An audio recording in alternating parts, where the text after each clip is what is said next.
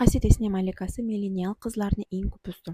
Mulandan boshlaymiz. U bizga shuni o'rgatdiki, agar ko'kragingni yashirib, butun bir erkak armiyasida ham ko'proq ishlasang, Xitoyni qutqarsang, o'z xalqingni ozod qilsang va deyarli milliy qahramonga aylansang, oxirida mukofot sifatida o'z boshlig'ing bilan uchrashish imkoniyatini olasan. Keyin esa Pokahontasga o'tamiz. Mustamlakachi uning qabilasini yo'q qiladi, o'rmonlarni talaydi. U esa, bilasanmi, men u bilan uxlab uni o'zgartira olaman deydi, lekin u Londonga qaytib ketadi. Pokahontas esa otasi tomonidan qarindoshi bo'lgan zerikarli Kakumga turmushga chiqishga majbur bo'ladi.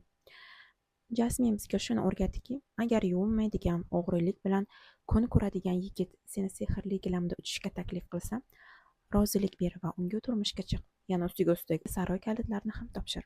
Bella bu Dubaydagi har bir slavyan qizning hikoyasi. 20 yoshda u chiroyli yuzli, empatiyasi yo'q narsiss psixopat Gaston bilan yuradi.